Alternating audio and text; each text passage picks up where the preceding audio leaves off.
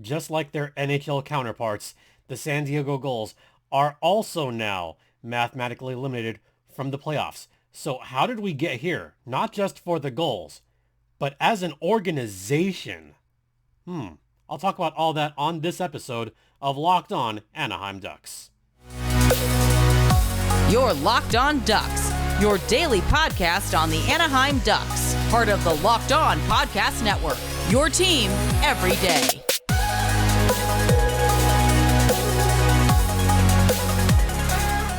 Good Friday to you all. Welcome to Locked On Gulls, which it's not Thursday, but it is still Locked On Gulls. It's part of the Locked On Podcast Network. I'm your host, Jason J.D. Hernandez. I've been covering hockey for well over a decade. And, thanks for tuning in. Don't forget that you can hit that subscribe button and make sure you like and subscribe wherever you get your podcasts, including YouTube and, Apple Podcasts, Google Podcasts, Spotify, etc. So make sure you're tuned in. My personal Twitter's at StimpyJD. Show's Twitter's at LO_Ducks. The Gulls are out. The Ducks are out. Oh yeah, there's another organizational team. Oh yeah, the Tulsa Oilers.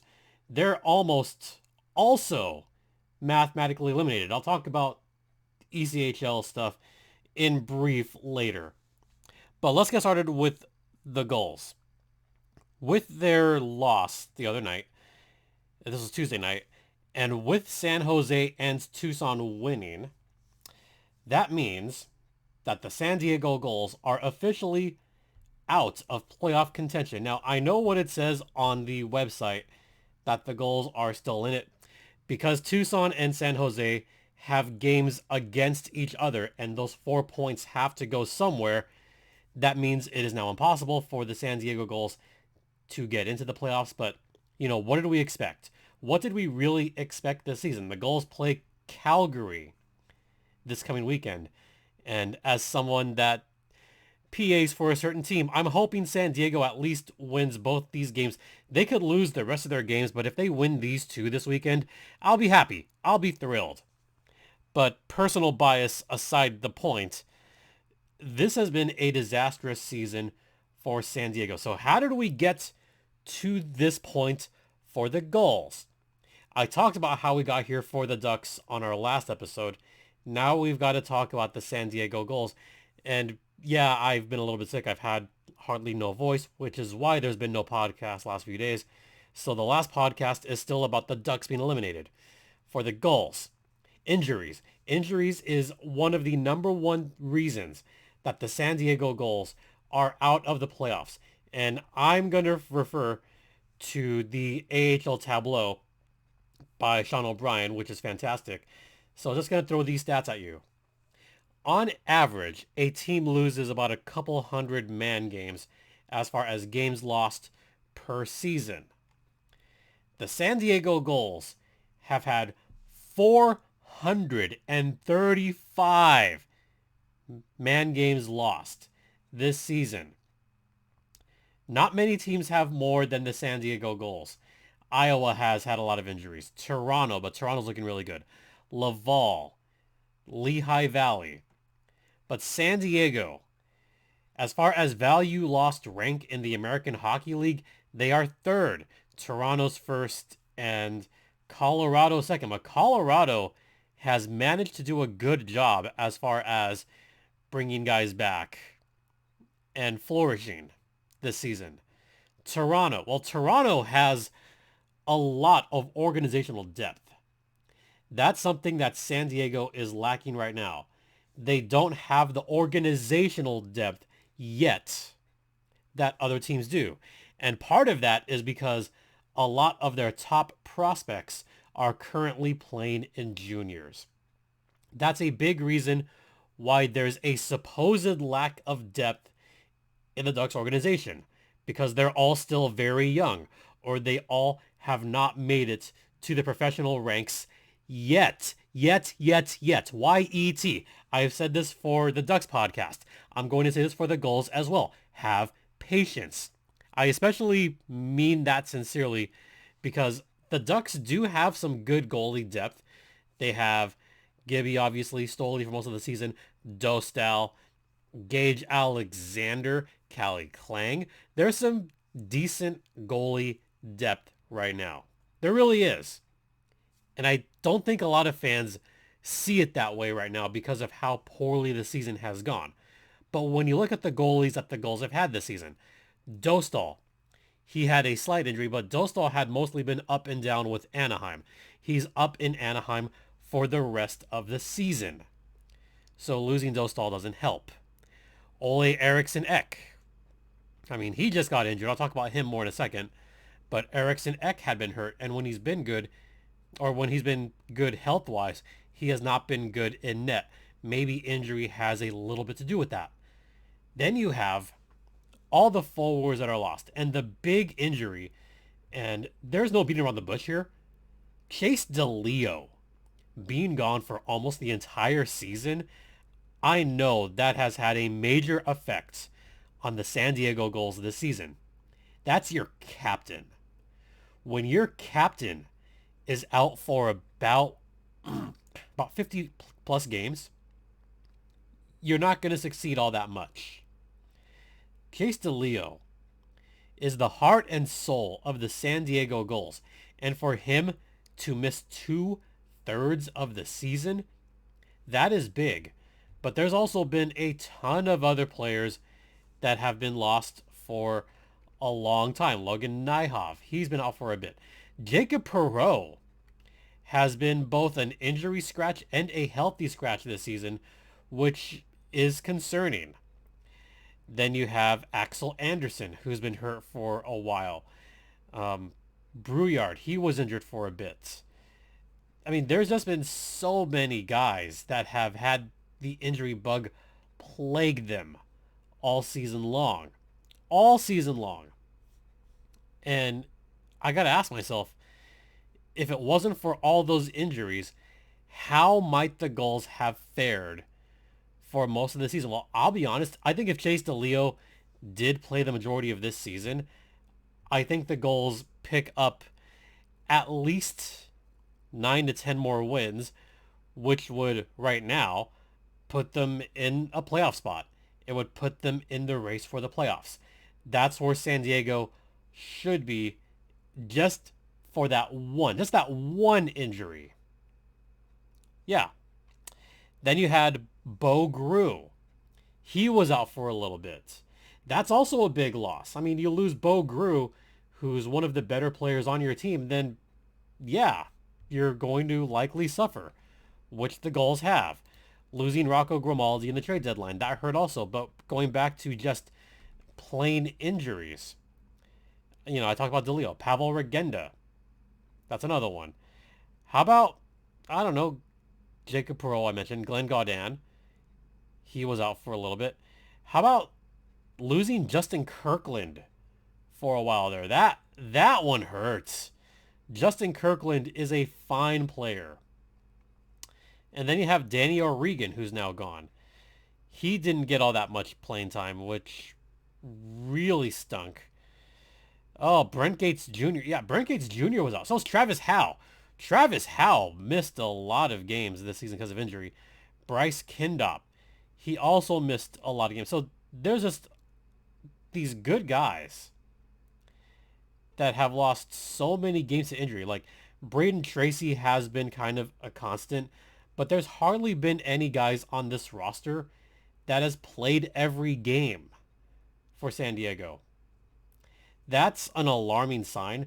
When I have to read off 9 scratches before a game at Coachella Valley, when I have to read off all those scratches, I usually try to do it in 1 or 2 breaths to try to get through it because I know it's a lot. And it's been that way the entire season. The entire season. All right, we're going to talk a little bit more about what's gone wrong with the Gulls and talk about the last couple of games, in particular the one at Coachella Valley, because I got a front row seat literally to that game. So I'll talk about what I saw in that game after the first intermission. Stay locked in. But first, let's talk about Indeed. No matter how the last game went, anytime you take the ice, you've got a shot at greatness. Give your team the best shot at winning by recruiting more MVPs with Indeed. And if you're hiring, you need Indeed, because Indeed is the hiring partner where you can attract, interview, and hire all in one place. Start hiring right now with a $75 sponsored job credit to upgrade your job post at Indeed.com/lockedon. Offer valid through March 31st. Go to Indeed.com/lockedon to claim your $75 credit before March 31st. Indeed.com/lockedon. Terms and conditions apply. Need to hire? You need Indeed. Welcome back to Locked On Gulls, which is part of the Locked On Podcast Network, your team every day. All right, so I talked about all these injuries that San Diego had. There was one injury that I failed to mention, and this is my bad. So I just got to talk about the importance of Michael Del Zotto. Now, Del Zotto did come in, during this season, hoping to inject some life into this team. That was the hope. Well, hope is for suckers, because Michael Del Zotto had also been out for a little bit. I had to read his name on the scratches at one point. Look, injuries happen in hockey. We get that. But the fact that all of the top players have been out for extended periods of time this season is not good. Chase DeLeo is, he's a tweener. One of those guys that goes between the NHL and the AHL. He's that level. Top tier AHL player.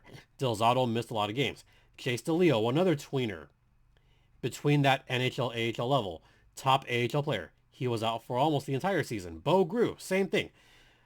Most of the guys that I've listed have spent time in the National Hockey League. So we know they're good enough for the big show. And we know that they are top players in the American Hockey League. So when you lose almost all of them in one fell swoop, that's when you start seeing guys that are normally in the ECHL playing in the games. That's when you know it's bad, is when I look at the roster and I see half these guys go, who the heck are these guys? That's been the Gulls season in pretty much a nutshell. It's been that bad. I'm not going to pin any of the Gulls' troubles on coaching this season. Look, Roy Sommer has, tried his best. He's taken pucks. He's taken sticks. Roy Sommer has gone through the grinder this season. It is a one-year deal. I don't know if he's going to come back. He's probably not going to come back. He might go back into semi-retirement, and I wouldn't blame him. This has been probably the toughest year for Roy Sommer in his professional coaching career. And it's a shame. I would not want to see him go out this way.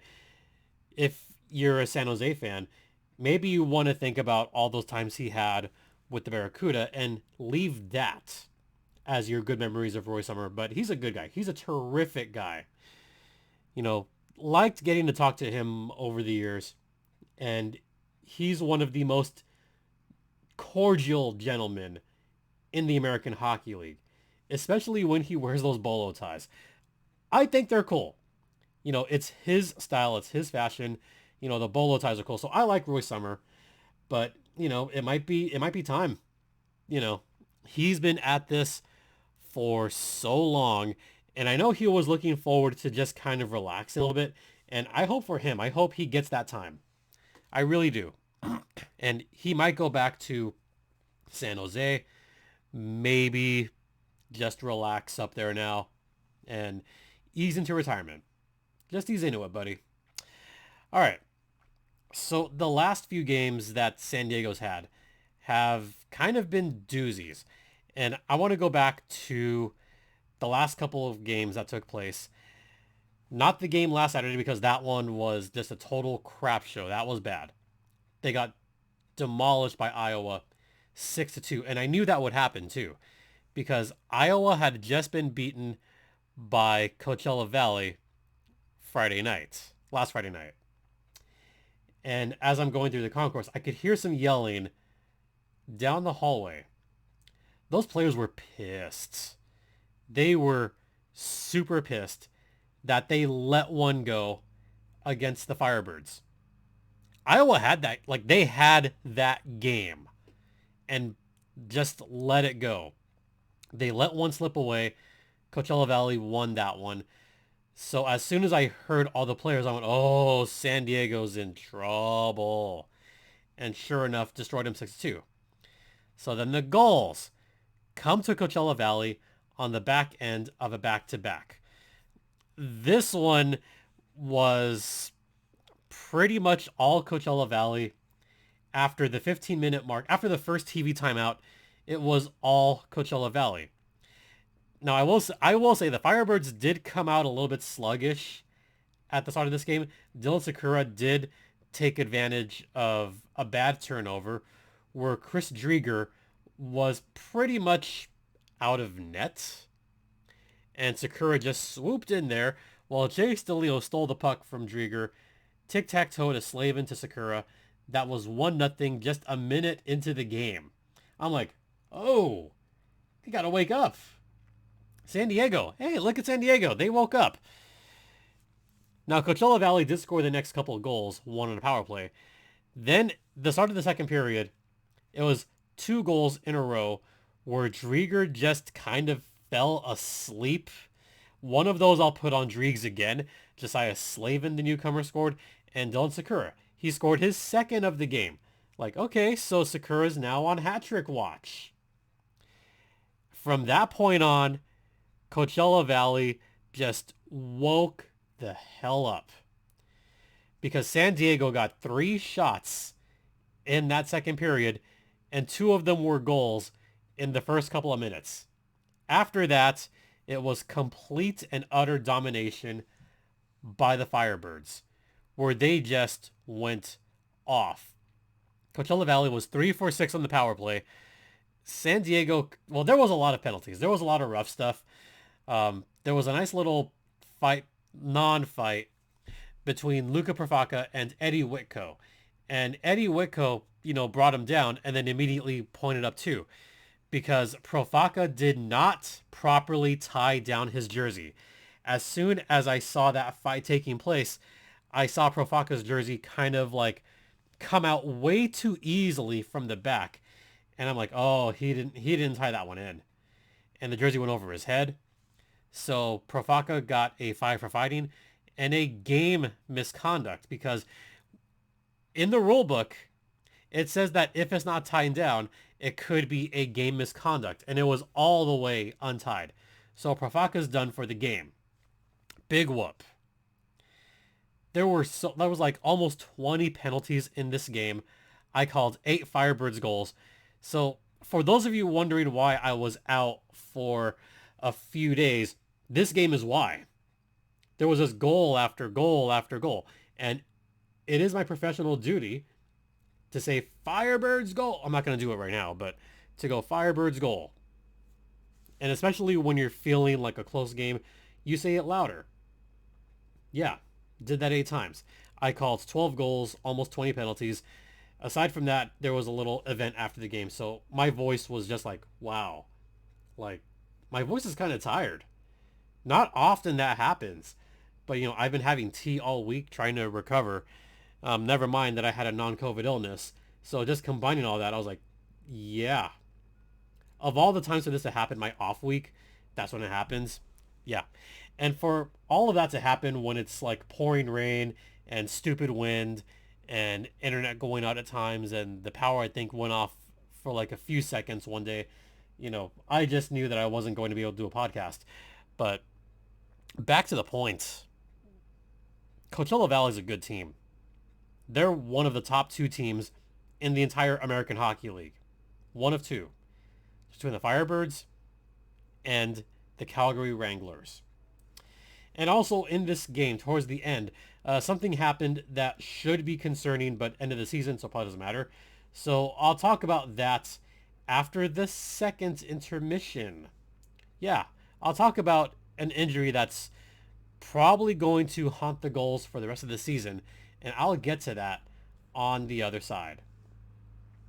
But first, I want to talk to you guys as construction's happening. I want to talk to you guys about FanDuel. So FanDuel is the official online sports betting partner of Locked On. And you know what? We're getting down to Final Four time. And there's no better place to get in on the action than FanDuel, America's #1 sportsbook. And you know what? Right now, FanDuel is giving new customers, a no-sweat first bet of up to $1,000 back in bonus bets if your first bet doesn't win. So just go to FanDuel.com/lockedon and sign up today to claim your no-sweat first bet. You can wager on everything March Madness. So once again, don't miss your shot at a no-sweat first bet of up to $1,000 back when you join FanDuel today. Just go to FanDuel.com/lockedon to sign up. Make every moment more with FanDuel, an official sports betting partner of the Locked On Podcast Network, and please gamble responsibly. Welcome back to Locked On Gulls, which is under the umbrella of Locked On Anaheim Ducks and part of the Locked On Podcast Network. Once again, you're locked in with Jason JD Hernandez. All right, let's get down to the injury that took place at Coachella Valley. This was late in the game. Third period, Olle Eriksson Ek, who's in net and who's already given up a ton of goals. At that point, he's already given up 6 goals.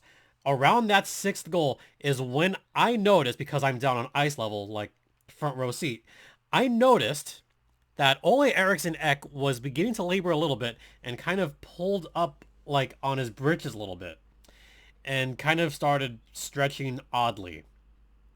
Started the third. I'm like, okay, maybe he just didn't stretch properly to begin the third period. That's what I was thinking. And with about 16 minutes left, I said, oh, he's got to be done at this point. I know Gage Alexander was supposed to have the day off, but at that point, I'm thinking, okay, he's given up 6 goals. And I remember this specifically with about 15 minutes left. They just gave up a goal to Carson Twarynski, and he just looked done. Then Ty Cartier scored. That was his 7th goal. Now I'm thinking, okay, they've got to pull him now. They have to. You know, give Gage Alexander about 10, 11 minutes. Just let him go in there. Nope. Kept Olle Eriksson Ek in the game, even though he had allowed 7 goals. And then he gets injured. He goes down awkwardly. Like, he kind of makes like a forward lunge towards his save. Went down awkwardly and went down face first. And I'm like, oh no, this is it. Like, he's done. He's done. So he was kind of flexing his leg a little bit, flexing his knee area. And as he's doing that, he turns back around. And the cameras didn't catch this, but I'm being very eagle-eyed at this point. My entire focus is on Eriksson Ek. I cannot say anything on the PA because injured player. So I'm watching this. We're all watching this. And even the crowd is watching this, kind of like gasping in disbelief. And as he takes off his mask, his goalie mask, I could see him do the like wince in pain. And I could actually like see him mouth, ow, right there. That's what he said. So obviously something happened at that point to just make him go down. He tweaked something. He did something right there. But that was it. So he's done for the day. Gage Alexander comes in, gives up 1 goal, but that one was not Alexander's fault at all. Olle Eriksson Ek, you know, he struggled. He struggled most of the season, this game in particular. So he is out for right now. With 10 games left, I wouldn't be surprised if Olle Eriksson Ek doesn't play again this season. It's Gage Alexander's net. This does give Alexander the opportunity to get some pretty good playing time these last 10 games. Oh, by the way, Coachella Valley did wind up winning 8-4. That game virtually took San Diego out of the playoff spot, as well as Anaheim that same day. It was just one of those games. Firebirds are a top team, Gulls are not. But for Olle Eriksson Ek to go down like that, it is disheartening. It really is.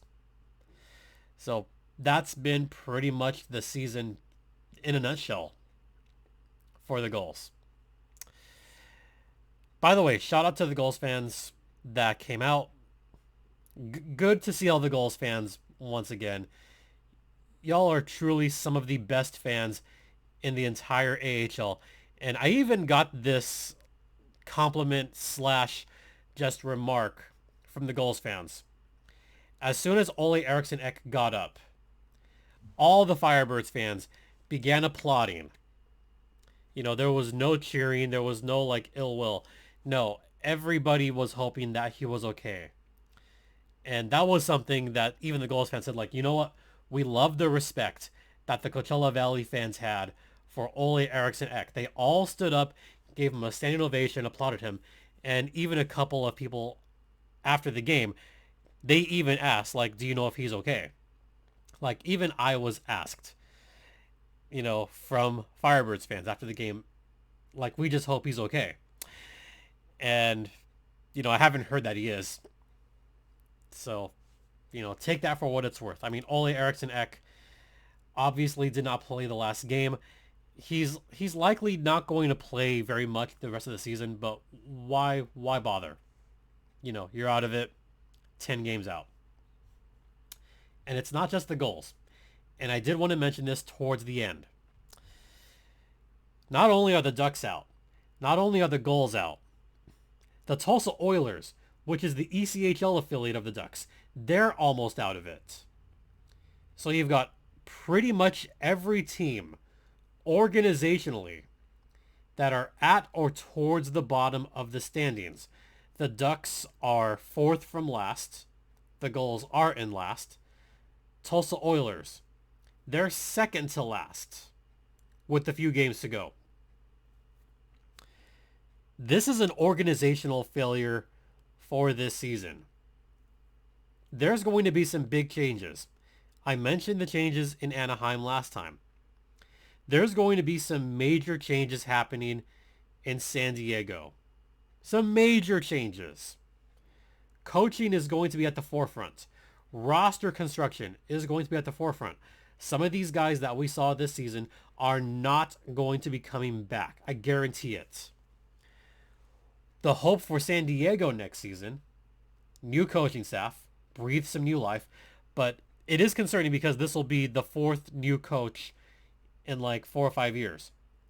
Because you had Kevin Dineen, you had Joel Bouchard, Roy Summer, and someone else next season. And I know that in any league, coaches don't stick around all too long, but not often do you have 4 different coaches in about 4 years. And that's what we're going to get in San Diego.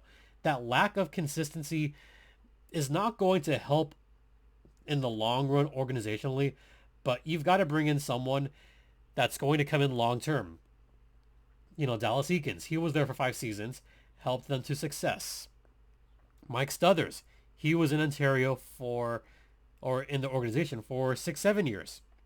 And look at how much success the Manchester Monarchs / Ontario Reign had. Not so much right now. But consistency in coaching does help. So that's going to be at the forefront. Then you're going to have all these young guys sign their ELCs. And we're going to finally start to see them come up first to San Diego, then up to the Ducks. So there's hope on the horizon, folks. There is hope. All right, that's going to do it for this episode. That's going to do it for this week. As I mentioned, had been a little bit under the weather. Also want to try to keep myself, fine because I do still have a job doing public address. So got to make sure my voice is up to par for that. So just a couple episodes this week. I know I was really hoping for a full week, but, with just me being down, that didn't happen. So next week, I'm going to just say it right now. Next week is going to be a 4-episode week. I take that back. Next week will be a 5-episode week for reasons. Yeah. All right. Anyway, thanks for watching. Thanks for tuning in. Thanks for listening. Don't forget that this podcast is available across all platforms. Make sure to subscribe, all that jazz. My personal Twitter's at StimpyJD. Show's Twitter's at LO_Ducks. You could email me at lockedonanaheimducks@gmail.com.